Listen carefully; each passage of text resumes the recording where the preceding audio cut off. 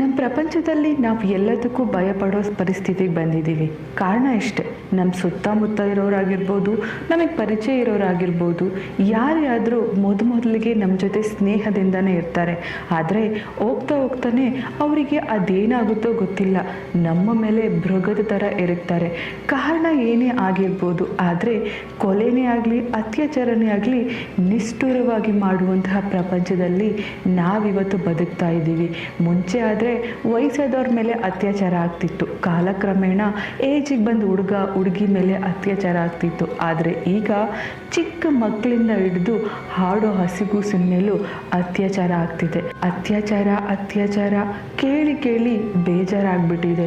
ಕಾರಣ ಅದೇನೇ ಇರ್ಬೋದು, ಆದರೆ ಒಬ್ಬ ವ್ಯಕ್ತಿ ಮೇಲೆ ದೈಹಿಕವಾಗಿ ಮಾನಸಿಕವಾಗಿ ಟಾರ್ಚರ್ ಮಾಡಿ ಕೊಲೆ ಮಾಡೋದು ಅದು ಎಲ್ಲ ಪಾಪಕ್ಕೂ ಮೀರಿದ ದೊಡ್ಡ ಪಾಪನೇ ಹೌದು. ನಾನು ಯಾಕೆ ಇವತ್ತು ಅತ್ಯಾಚಾರದ ಬಗ್ಗೆ ಮಾತಾಡ್ತಿದ್ದೀನಿ ಅಂದರೆ, ಹೌದು, ತಮಿಳುನಾಡಿನ ಕೋಯಿಲ್ಪೇಟೆ ಎಂಬ ಗ್ರಾಮದಲ್ಲಿ 10 ವರ್ಷ ಬಾಲಕರ ಮೇಲೆ ಅತ್ಯಾಚಾರ ಮಾಡಿ ಕೊಲೆ ಮಾಡಿದ್ದಾರೆ. ಕೊಲೆ ಮಾಡಿರೋರು ಯಾರು ಅಂತ ಕೇಳಿದರೆ ಒಂದು ಕ್ಷಣ ನೀವು ಕೂಡ ಗಾಬರಿ ಆಗ್ತೀರಿ. ಅಂಥ ಮನಕಲುಕುವಂತಹ ಕಥೆನೇ ನಾನಿವತ್ತು ನಿಮ್ಮ ಜೊತೆ ಹೇಳಿಕೊಟ್ಟಿರೋದು.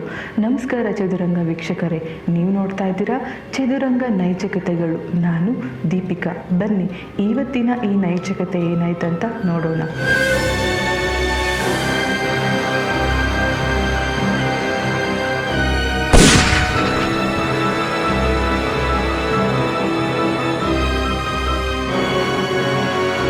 ತಮಿಳುನಾಡಿನ ತೂತುಕುಡಿ ಡಿಸ್ಟಿಕಲ್ಲಿರುವ ಕೋಯಿಲ್ಪೇಟೆ ಎಂಬ ಗ್ರಾಮದಲ್ಲಿ ಗಾಂಧಿನಗರ್ ಎಂಬ ಏರಿಯಾದಲ್ಲಿ ಮುರುಗನ್ ಹಾಗೂ ಬಾಲಸುಂದರಿ ಇಬ್ಬರು ವಾಸ ಆಗಿರ್ತಾರೆ. ಅವರಿಗೆ 2 ಗಂಡು ಮಕ್ಕಳಿರ್ತಾರೆ. ಅವರೇ ಕರುಪುಸ್ವಾಮಿ ಹಾಗೂ ಮಣಿಕಂಠನ್. 10 ವರ್ಷ ಇರುವ ಕರುಪುಸ್ವಾಮಿ ಪಕ್ಕದಲ್ಲೇ ಇರುವ ಗವರ್ನಮೆಂಟ್ ಸ್ಕೂಲಲ್ಲಿ 5ನೇ ಕ್ಲಾಸನ್ನ ಓದ್ತಾ ಇರ್ತಾನೆ. ಅದೇ ಸ್ಕೂಲಲ್ಲಿ ಆತನ ಅಣ್ಣ ಮಣಿಕಂಠನ್ ಕೂಡ 7ನೇ ತರಗತಿಯನ್ನ ಓದ್ತಾ ಇರ್ತಾನೆ. ಎಂದಿನಂತೆ ಕರುಪುಸ್ವಾಮಿ ಅಪ್ಪ ಅಮ್ಮ ಬೆಳಗ್ಗೆ ಕೂಲಿ ಕೆಲಸಕ್ಕಂತ ಮನೆಯಿಂದ ಆಚೆ ಹೋಗ್ತಾರೆ.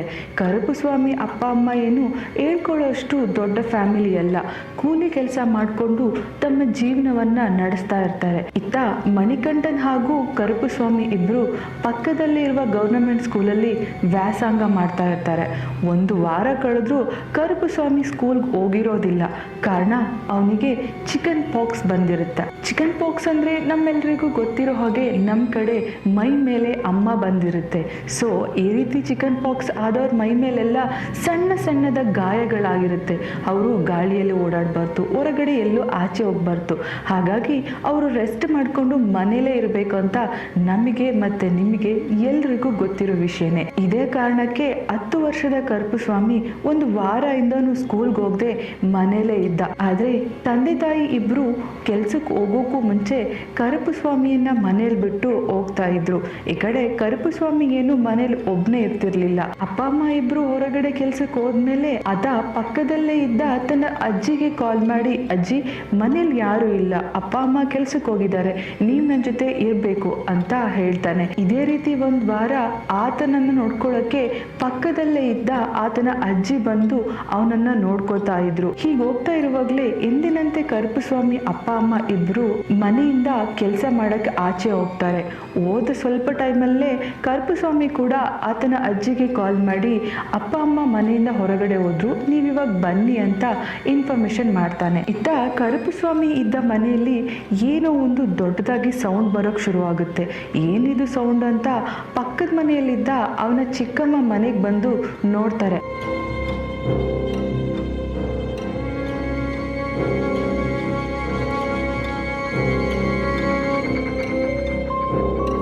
ಅಷ್ಟೊತ್ತಿಗಾಗ್ಲೇ ಕರುಪುಸ್ವಾಮಿ ಮನೆಯಲ್ಲಿ ಇರೋದೇ ಇಲ್ಲ. ಹುಡುಗ ಇಲ್ಲೇ ಎಲ್ಲೋ ಆಟ ಆಡಕ್ ಹೋಗಿರ್ಬೋದು.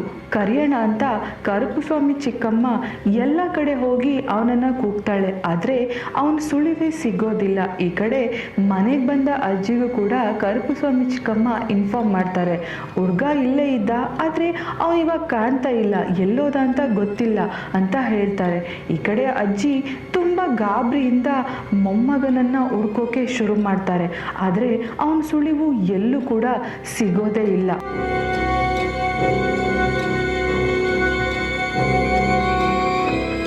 ಎಂದಿನಂತೆ ಬೆಳಗ್ಗೆದ್ದೆ ಕೆಲಸ ಮುಗಿಸಿ ಮನೆಗೆ ಬಂದ ಕರುಪಸ್ವಾಮಿ ಅಪ್ಪ ಅಮ್ಮ ಮುರುಗನ್ ಹಾಗೂ ಬಾಲಸುಂದರಿಗೆ ಮಗನ್ ಕಾಣ್ದಿರೋ ವಿಚಾರ ಗೊತ್ತಾಗುತ್ತೆ. ಅವರು ಕೂಡ ಗಾಬರಿಯಿಂದ ಸುತ್ತಮುತ್ತ ಎಲ್ಲ ಕಡೆ ಹುಡುಕ್ತಾರೆ. ಆದ್ರೆ ಕರುಪಸ್ವಾಮಿ ಸುಳಿವು ಎಲ್ಲೂ ಸಿಕ್ಕೋದೇ ಇಲ್ಲ.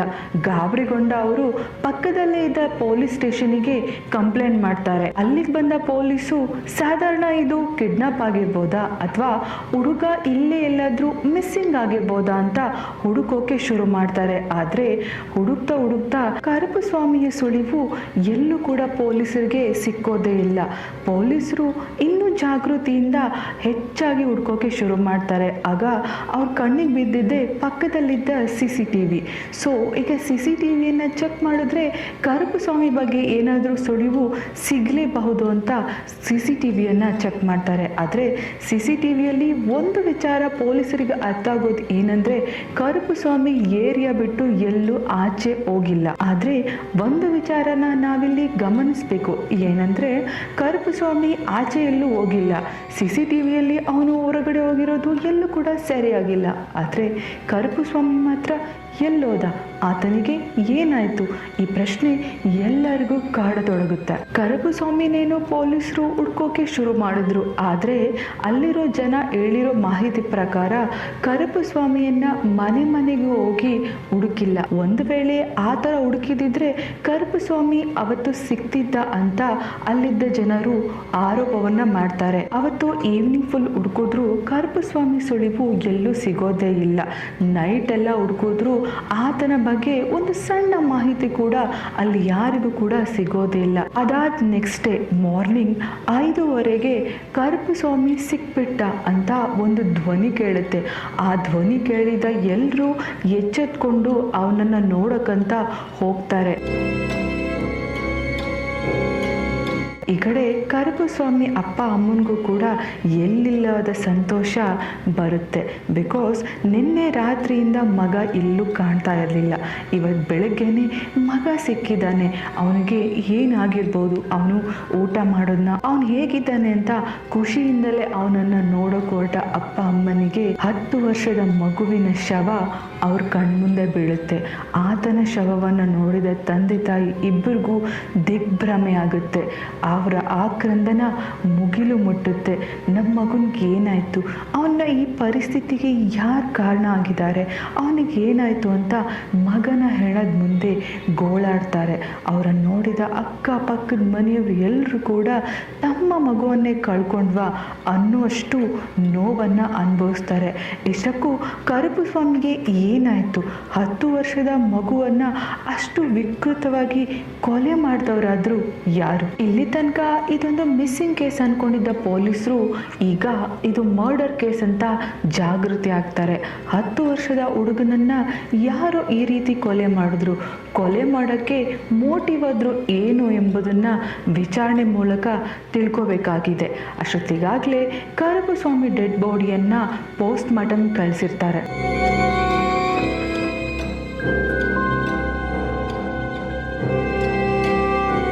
ಇನ್ವೆಸ್ಟಿಗೇಷನ್ ಶುರು ಮಾಡಿದ ಪೊಲೀಸರು ಮೊದಲನೇ ಹಂತದ ಇನ್ವೆಸ್ಟಿಗೇಷನ್ನ ಕರುಪಸ್ವಾಮಿ ತಂದೆ ತಾಯಿಗಳ ಹತ್ರನೇ ಶುರು ಮಾಡ್ತಾರೆ. ನಿಮ್ಮ ಹುಡುಗ ಈ ರೀತಿ ಕೊಲೆ ಆಗಿದ್ದಾನೆ, ಈ ರೀತಿ ಕೊಲೆ ಆಗೋಕ್ಕೆ ಕಾರಣ ಆದರೂ ಏನು?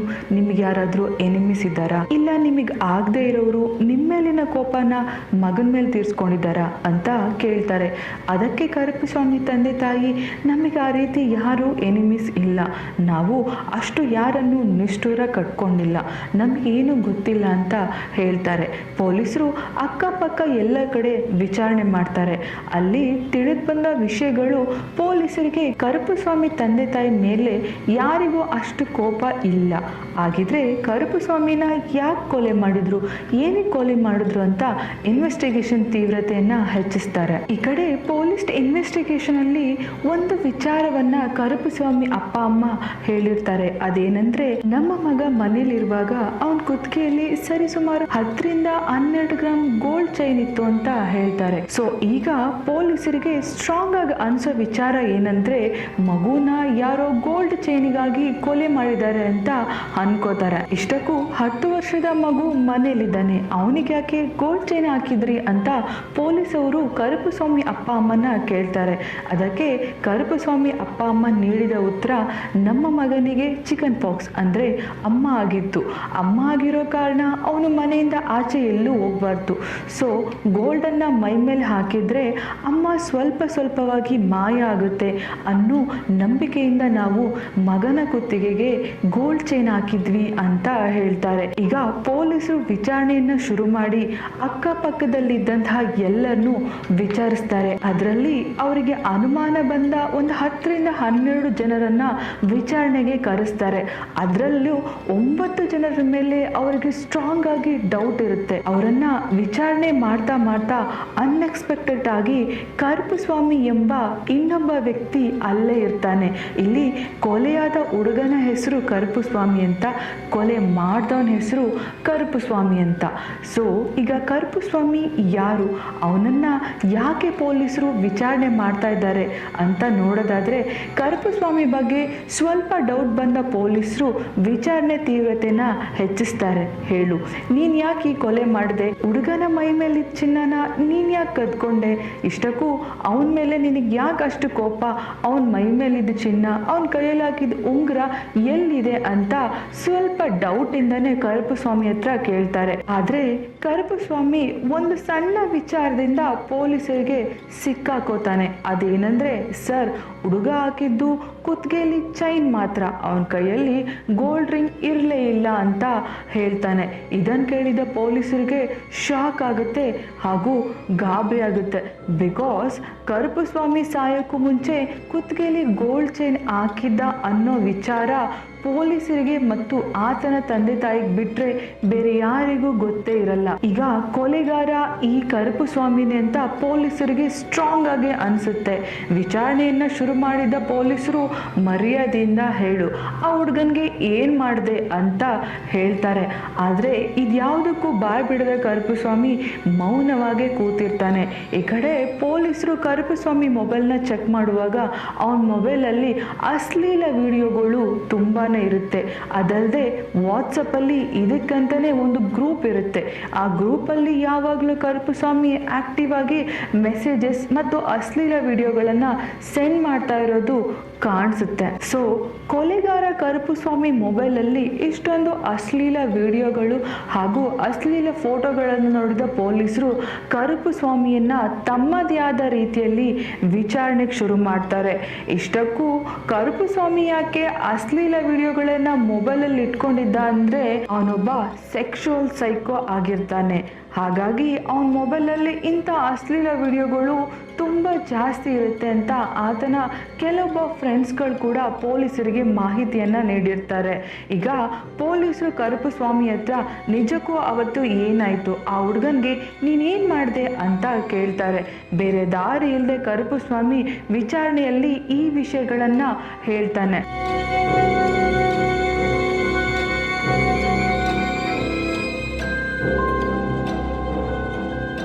ಸರ್, ನಾನು ಕರುಪಸ್ವಾಮಿ ಮನೆ ಹಿಂದೆ ಇರೋ ಇನ್ನೊಂದು ಮನೆಯಲ್ಲಿ ವಾಸ ಇದ್ದೇನೆ. ಕರುಪಸ್ವಾಮಿ ಅಪ್ಪ ಅಮ್ಮನಿಗೂ ನಾನು ಪರಿಚಯ ಇದ್ದೇನೆ. ಹಾಗೆ ನೋಡೋದಾದ್ರೆ ಕರುಪಸ್ವಾಮಿಗೆ ನಾನು ಮಾವ ಆಗಬೇಕು. ಅವತ್ತು ಎಂದಿನಂತೆ ಕರುಪಸ್ವಾಮಿ ಅಪ್ಪ ಅಮ್ಮ ಇಬ್ಬರು ಕೂಲಿ ಕೆಲಸಕ್ಕೆ ಹೊರಗಡೆ ಹೋದ್ರು. ಕರುಪಸ್ವಾಮಿ ಮನೆಯಲ್ಲಿ ಒಬ್ಬನೇ ಇದ್ದ.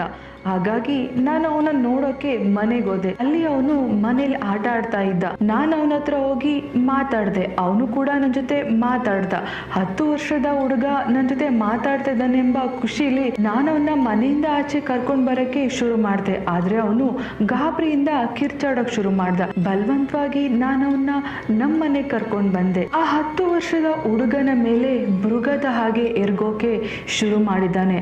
ದೈಹಿಕವಾಗಿ ಅವನಿಗೆ ಹಿಂಸೆ ಕೊಡೋಕ್ ಶುರು ಮಾಡಿದ್ದಾನೆ. ಆ ಹುಡುಗನ 2 ಕೆನ್ನೆಗಳನ್ನ ಕಚ್ಚಿದ್ದಾನೆ. ಅಷ್ಟೇ ಅಲ್ಲದೆ ಅವನನ್ನ ಮಾನಸಿಕವಾಗಿ ಕುಗ್ಸಿದ್ದಾನೆ. ಈಗ ಅವನ ಕೆಲಸ ಶುರು ಮಾಡೋಕ್ಕೆ ಅವನು ತಯಾರಾದ. ಹೌದು, 10 ವರ್ಷದ ಬಾಲಕನ ಮೇಲೆ ಕರುಪು ಸ್ವಾಮಿ ಎಂಬ ಕಾಮ ಪಿಶಾಚಿ 10 ವರ್ಷದ ಬಾಲಕನ ಮೇಲೆ ಅತ್ಯಾಚಾರ ಮಾಡಿ ಅವನನ್ನ ಕೊಲೆ ಮಾಡಿದ್ದಾನೆ. ಕೊಲೆ ಮಾಡ್ದವನೇ ಏನ್ ಮಾಡಬೇಕು ಅಂತ ಗೊತ್ತಾಗದೆ ಪಕ್ಕದಲ್ಲಿದ್ದ ವಾರ್ಡ್ರೋಬಿಗೆ ಅವನ ದೇಹವನ್ನ ಹಾಕಿ ನಾರ್ಮಲ್ ಆಗಿ ಹೊರಗಡೆ ಬಂದಿದ್ದಾನೆ.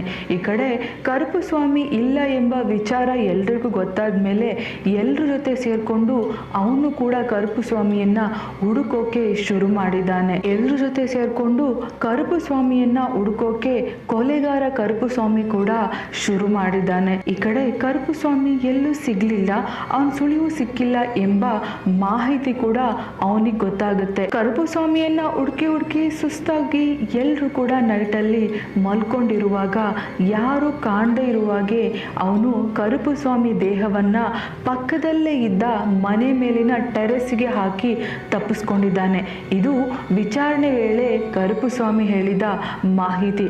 ಈ ಕಡೆ ಪೋಸ್ಟ್ ಮಾರ್ಟಮ್ ರಿಪೋರ್ಟಲ್ಲೂ ಕೂಡ 10 ವರ್ಷದ ಹುಡುಗನನ್ನ ನಿಷ್ಠೂರವಾಗಿ ಅತ್ಯಾಚಾರ ಮಾಡಲಾಗಿದೆ. ಅಲ್ಲೇ ಆತನ ಬಾಯಲ್ಲಿ ಸರಿಸುಮಾರು 30ರಿಂದ 33 ವರ್ಷದ ಒಬ್ಬ ಗಂಡಸಿನ ಸ್ಪರ್ಮ್ ಕೂಡ ಕಲೆಕ್ಟ್ ಆಗಿದೆ ಅಂತ ಪೋಸ್ಟ್ ಮಾರ್ಟಮ್ ರಿಪೋರ್ಟ್ ಅಲ್ಲಿ ಮಾಹಿತಿ ಬರುತ್ತೆ. ಇದನ್ನ ಕೇಳಿದ ಪೊಲೀಸರಿಗೆ ಹಾಗೂ ಕರುಪು ಸ್ವಾಮಿ ತಂದೆ ತಾಯಿಗಳಿಗೆ ಆಶ್ಚರ್ಯ ಆಗುತ್ತೆ, ದುಃಖ, ಶಾಕ್ ಎಲ್ಲವೂ ಆಗುತ್ತೆ. ಬಿಕಾಸ್ 10 ವರ್ಷದ ಹುಡುಗನನ್ನ ಮಾನವೀಯತೆ ಇಲ್ದೇನೆ ಅತ್ಯಾಚಾರ ಮಾಡಿ ಕೊಲೆ ಮಾಡಿದ್ದಾನೆ. ಅದು ಯಾರು?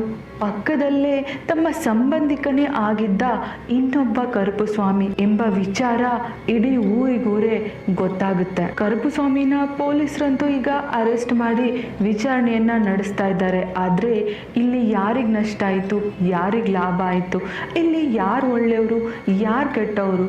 10 ವರ್ಷದ ಹುಡುಗನನ್ನ ತಂದೆ ತಾಯಿ ಇಬ್ರು ಮನೆಯಲ್ಲಿ ಒಂಟಿಯಾಗಿ ಬಿಟ್ಟೋಗಿದ್ದೆ ತಪ್ಪ? ಇಲ್ಲ, 10 ವರ್ಷದ ಹುಡುಗ ತನಗೆ ಸಂಬಂಧಿಕನೇ ಆಗಬೇಕು ಅಂತ ಗೊತ್ತಿದ್ರು ಕರುಪು ಸ್ವಾಮಿ 10 ವರ್ಷದ ಹುಡುಗನ ಮೇಲೆ ಮೃಗದ ಹಾಗೆ ಎರಗಿ ಅವನನ್ನು ಅತ್ಯಾಚಾರ ಮಾಡಿ ಕೊಲೆ ಮಾಡಿತ್ತಪ್ಪ. ಸಮಾಜದಲ್ಲಿ ಯಾವುದು ತಪ್ಪು ಯಾವುದು ಸರಿ ತಿಳ್ಕೊಳಕ್ ಹೋದ್ರೆ ಪ್ರಶ್ನೆಗಳಿಗೆ ಉತ್ತರನೇ ಇರೋದಿಲ್ಲ. ಯಾಕಂದ್ರೆ ಚಿಕ್ಕ ಪುಟ್ಟ ಮಕ್ಕಳ ಮೇಲೆ ಅತ್ಯಾಚಾರ ಮಾಡೋರು ನಮ್ಮ ಸುತ್ತಮುತ್ತನೇ ಇರ್ತಾರೆ. ಅತ್ಯಾಚಾರ ಇವರೇ ಮಾಡಿದ್ರು ಅಂತ ಗೊತ್ತಾದ್ರೂ ಕಾನೂನು ಪ್ರಕಾರ ಅವ್ರಿಗೆ ಯಾವ ಶಿಕ್ಷೆ ಆಗಬೇಕೋ ಆ ಶಿಕ್ಷೆ ಅಂತೂ ಖಂಡಿತ ಆಗುತ್ತೆ. ಆದರೆ ನಮ್ಗೆ ಗೊತ್ತಿದೆಯಲ್ಲ, ಈ ಬೇಲ್ ಕೊಡೋದು ಆ ರೀತಿ ವಿಚಾರಗಳಲ್ಲಿ ಕಲ್ಪಿಸ್ಟು ಹೊರಗಡೆ ಬರ್ತಾರೆ, ಆರಾಮಾಗಿ ಸುತ್ತಾಡ್ಕೊಂಡಿರ್ತಾರೆ. ಇಲ್ಲಿ ಕಳ್ಕೊಂಡಿದ್ಯಾರು? ಈ ಪ್ರಶ್ನೆಗೆ ಉತ್ತರ ನಮಗೆ ನಾವೇ ಕೇಳ್ಕೋಬೇಕು.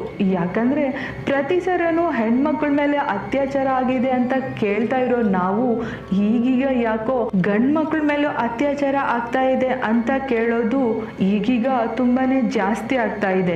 ಈಗ ಯಾರು ಸೇಫ್ ಆಗಿರ್ಬೇಕು? ದೊಡ್ಡವರ, ಚಿಕ್ಕವರ, ಇಲ್ಲ ಚಿಕ್ಕ ಮಕ್ಕಳ, ಇಲ್ಲ ಅಪ್ಪ ಅಮ್ಮ ಜಾಗೃತಿ ವಹಿಸ್ಬೇಕಾ? ಹಾಗೆ ನೋಡೋದಾದ್ರೆ ಪ್ರಪಂಚದಲ್ಲಿ ಹುಟ್ಟಿರುವ ಪ್ರತಿಯೊಬ್ಬ ಜೀವಿ ಕೂಡ ಸೇಫ್ ಆಗಿರಲೇಬೇಕು. ಇಲ್ಲಾಂದ್ರೆ ಶತ್ರುಗಳು, ಹಿತಶತ್ರುಗಳು ನಮ್ಮ ಪಕ್ಕನೇ ಇರ್ತಾರೆ.